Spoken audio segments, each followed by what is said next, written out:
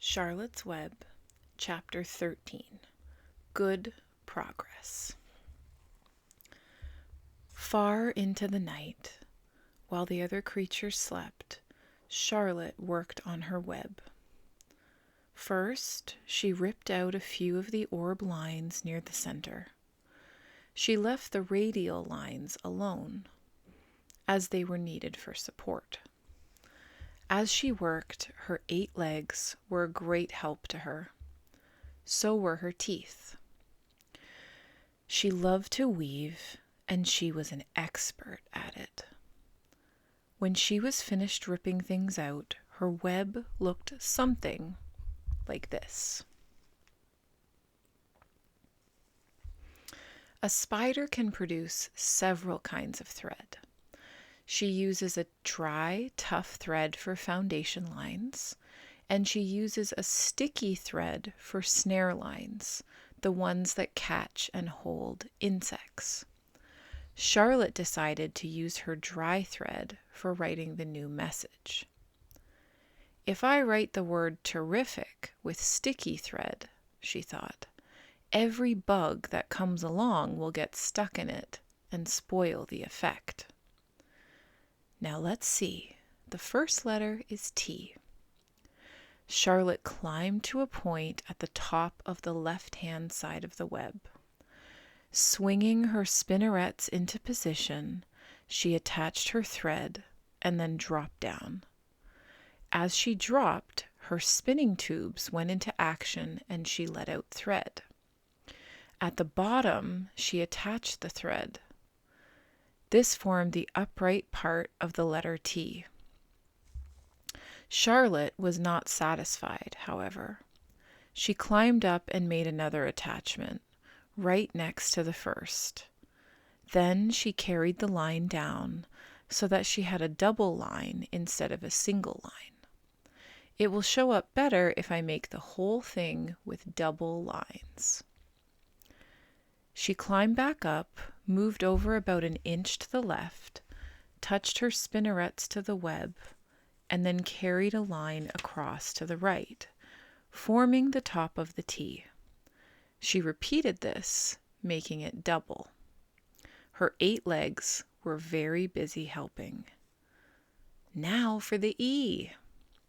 Charlotte got so interested in her work, she began to talk to herself, as though to cheer herself on.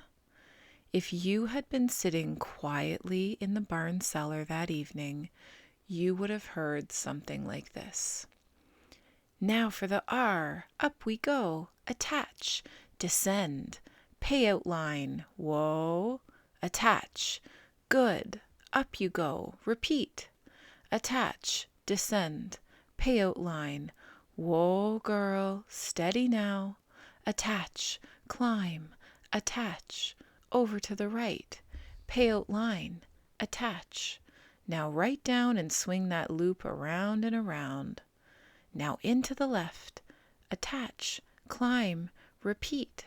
Okay, easy. Keep those lines together. Now then, out and down for the leg of the R. Pay out the line. Whoa. Attach, ascend, repeat. Good girl. And so, talking to herself, the spider worked at her difficult task. When it was completed, she felt hungry. She ate a small bug that she had been saving. Then she slept. Next morning, Wilbur arose and stood beneath the web. He breathed the morning air into his lungs. Drops of dew, catching the sun, made the web stand out clearly. When Lurvy arrived with breakfast, there was the handsome pig, and over him, woven neatly in block letters, was the word terrific. Another miracle. Lurvy rushed and called Mr. Zuckerman. Mr. Zuckerman rushed and called Mrs. Zuckerman. Mrs. Zuckerman ran to the phone and called the Arables. The Arables climbed into their truck and hurried over. Everybody stood at the pig pen and stared at the web and read the word over and over, while Wilbur, who really felt terrific, stood quietly, swelling out his chest and swinging his snout from side to side. "Terrific!" breathed Zuckerman in joyful admiration. "Edith, you better phone the reporter on the Weekly Chronicle and tell him what has happened. He will want to know about this. He may want to bring a photographer. There isn't a pig in the whole state that is as terrific as our pig." The news spread. People who had journeyed to see Wilbur when he was some pig came back again to see him, now that he was terrific. That afternoon, when Mr. Zuckerman went to milk the cows and clean out the tie-ups, he was still thinking about what a wondrous pig he owned. "Lurvy," he called, "there is to be no more cow manure thrown into that pig pen. I have a terrific pig. I want that pig to have clean, bright straw every day for his bedding. Understand?" "Yes, sir," said Lurvy. "Furthermore," said Mr. Zuckerman, "I want you to start building a crate for Wilbur. I have decided to take the pig to the county fair on September 6th. Make that crate large and paint it green with gold letters." "What will the letters say?" asked Lurvy. "They should say Zuckerman's Famous Pig." Lurvy picked up a pitchfork and walked away to get some clean straw. Having such an important pig was going to mean plenty of extra work. He could see that.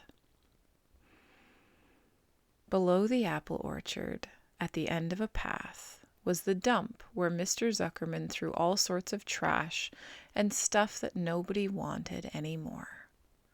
Here, in a small clearing, hidden by young alders and wild raspberry bushes, was an astonishing pile of old bottles and empty tin cans and dirty rags and bits of metal and broken bottles and broken hinges and broken springs and dead batteries and last month's magazines and old discarded dish mops and tattered overalls and rusty spikes and leaky pails and forgotten stoppers and useless junk of all kinds, including a wrong-size crank for a broken ice cream freezer.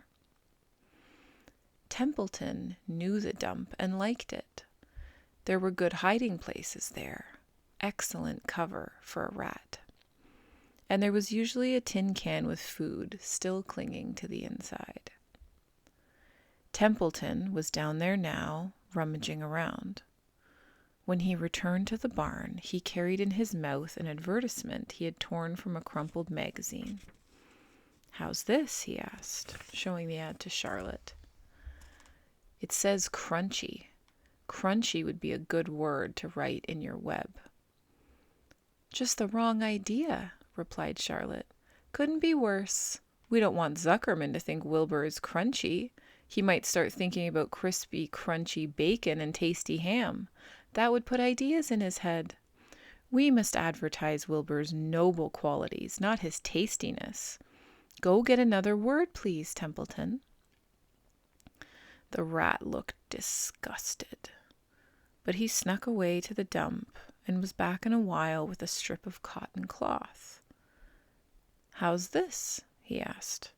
"It's a label off an old shirt." Charlotte examined the label. It said, "Pre-shrunk." "I'm sorry, Templeton," she said, "but pre-shrunk is out of the question. We want Zuckerman to think Wilbur is nicely filled out, not all shrunk up. I'll have to ask you to try again." "What do you think I am, a messenger boy?" grumbled the rat. "I'm not going to spend all my time chasing down to the dump after advertising material." "Just once more, please," said Charlotte. "I'll tell you what I'll do," said Templeton. I know where there's a package of soap flakes in the woodshed. It has writing on it. I'll bring you a piece of the package." He climbed the rope that hung on the wall and disappeared through a hole in the ceiling. When he came back, he had a strip of blue and white cardboard in his teeth. "There," he said triumphantly. "How's that?" Charlotte read the words, "With new radiant action." "What does it mean?" asked Charlotte, who had never used any soap flakes in her life. "How should I know?" said Templeton. "You asked for words and I brought them. I suppose the next thing you'll want me to fetch is a dictionary." Together they studied the soap ad. "With new radiant action," repeated Charlotte slowly. "Wilbur," she called. Wilbur, who was asleep in the straw, jumped up. "Run around," commanded Charlotte. "I want to see you in action, to see if you are radiant." Wilbur raced to the end of his yard. "Now back again, faster," said Charlotte. Wilbur galloped back. His skin shone. His tail had a fine, tight curl in it. "Jump into the air," cried Charlotte. Wilbur jumped as high as he could. "Keep your knees straight and touch the ground with your ears," called Charlotte. Wilbur obeyed. "Do a back flip with a half twist in it," cried Charlotte. Wilbur went over backwards, writhing and twisting as he went. "Okay, Wilbur," said Charlotte. "You can go back to sleep." "Okay, Templeton, the soap ad will do, I guess. I'm not sure Wilbur's action is exactly radiant, but it's interesting." "Actually," said Wilbur, "I feel radiant." "Do you?" said Charlotte, looking at him with affection. "Well, you're a good little pig, and radiant you shall be. I'm in this thing pretty deep now. I might as well go to the limit." Tired from his romp, Wilbur lay down in the clean straw. He closed his eyes. The straw seemed scratchy, not as comfortable as the cow manure, which was always delightfully soft to lie in. So he pushed the straw to one side and stretched out in the manure. Wilbur sighed. It had been a busy day, his first day of being terrific. Dozens of people had visited his yard during the afternoon, and he had had to stand and pose, looking as terrific as he could. Now he was tired. Fern had arrived and seated herself quietly on her stool in the corner. "Tell me a story, Charlotte," said Wilbur, as he lay waiting for sleep to come. "Tell me a story." So Charlotte, although she too was tired, did what Wilbur wanted. "Once upon a time," she began, "I had a beautiful cousin who managed to build her web across a small stream. One day a tiny fish leaped into the air and got tangled in the web. My cousin was very much surprised, of course. The fish was thrashing wildly. My cousin hardly dared tackle it, but she did. She swooped down and threw great masses of wrapping material around the fish and fought bravely to capture it." "Did she succeed?" asked Wilbur. "It was a never-to-be-forgotten battle," said Charlotte. "There was the fish, caught only by one fin, and its tail wildly thrashing and shining in the sun. There was the web, sagging dangerously under the weight of the fish." "How much did the fish weigh?" asked Wilbur eagerly. "I don't know," said Charlotte. "There was my cousin, slipping in, dodging out, beaten mercilessly over the head by the wildly thrashing fish, dancing in, dancing out, throwing her threads and fighting hard. First, she threw a left around the tail. The fish lashed back. Then a left to the tail and a right to the midsection, and the fish lashed back. Then she dodged to one side and threw a right and another right to the fin, then a hard left to the head, while the web swayed and stretched. Then what happened? Asked Wilbur. Nothing, said Charlotte. The fish lost the fight. My cousin wrapped it up so tight it couldn't budge. Then what happened? Asked Wilbur. Nothing, said Charlotte. My cousin kept the fish for a while, and then when she got good and ready, she ate it. Tell me another story, begged Wilbur. So Charlotte told him about another cousin of hers who was an aeronaut. What is an aeronaut? Asked Wilbur. A balloonist, said Charlotte. My cousin used to stand on her head and let out enough thread to form a balloon. Then she'd let go and be lifted into the air and carried upward on the warm wind. Is that true? Asked Wilbur.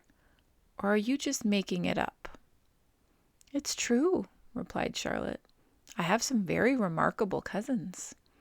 And now, Wilbur, it's time you went to sleep. Sing something, begged Wilbur, closing his eyes.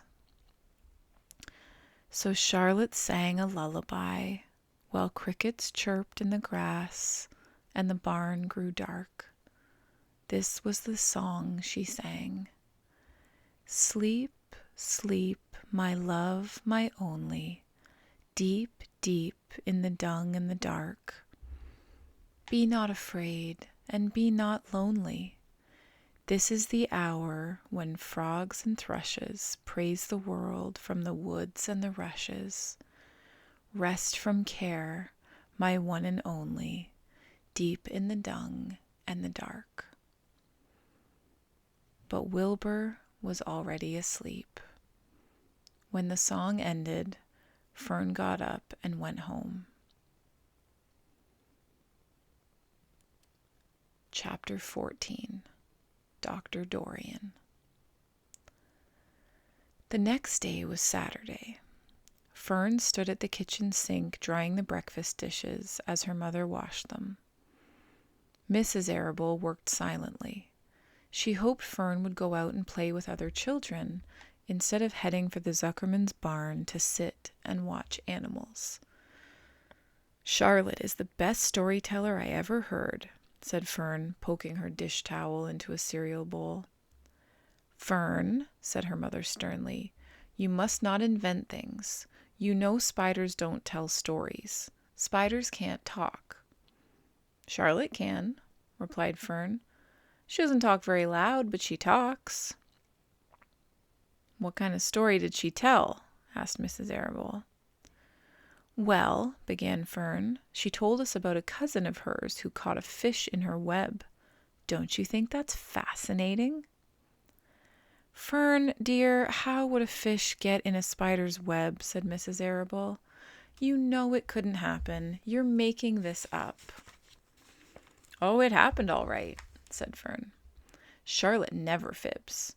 This cousin of hers built a web across a stream. One day she was hanging around on the web, and a tiny fish leaped into the air and got tangled in the web. The fish was caught by one fin, Mother. Its tail was wildly thrashing and shining in the sun. Can't you just see the web sagging dangerously under the weight of the fish? Charlotte's cousin kept slipping in, dodging out, and she was beaten mercilessly over the head by the wildly thrashing fish, dancing in, dancing out, throwing. Fern, snapped her mother. Stop it. Stop inventing these wild tales. I'm not inventing, said Fern. I'm just telling you the facts. What finally happened? Asked her mother, whose curiosity began to get the better of her. Charlotte's cousin won. She wrapped the fish up and then she ate him when she got good and ready. Spiders have to eat the same as the rest of us. Yes, I suppose they do, said Mrs. Arable vaguely. Charlotte has another cousin who is a balloonist. She stands on her head, lets out a lot of line, and is carried aloft on the wind. Mother, wouldn't you simply love to do that? Yes, I would, come to think of it, replied Mrs. Arable. But Fern, darling, I wish you would play outdoors today instead of going to Uncle Homer's barn. Find some of your playmates and do something nice outdoors.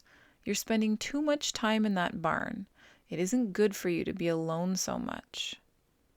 Alone? Said Fern. Alone?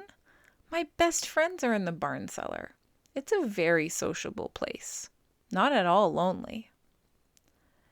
Fern disappeared after a while, walking down the road toward Zuckerman's.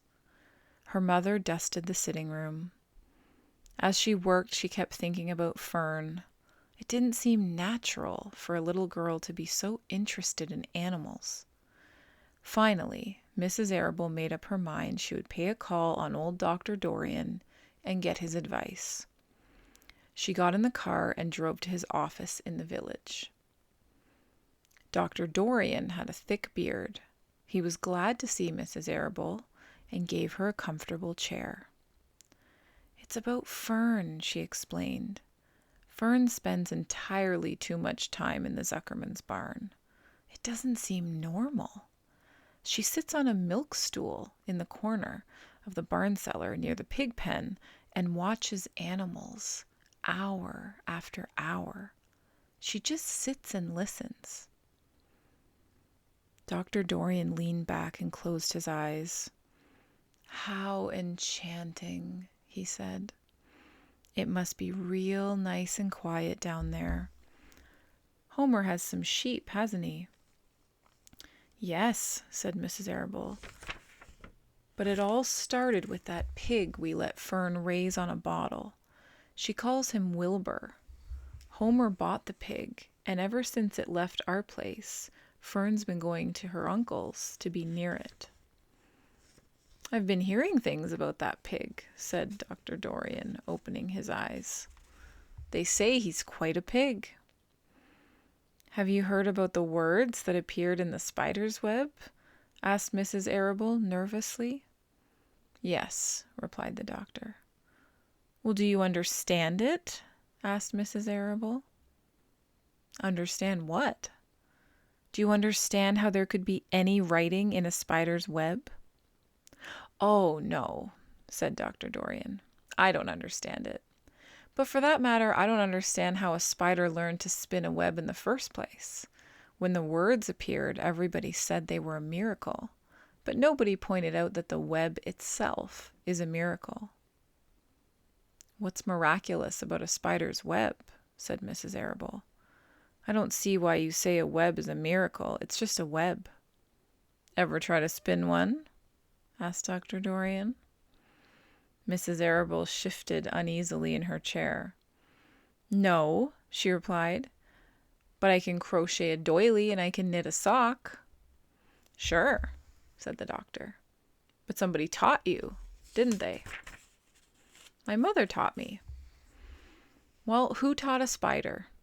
A young spider knows how to spin a web without any instructions from anybody. Don't you regard that as a miracle? I suppose so, said Mrs. Arable.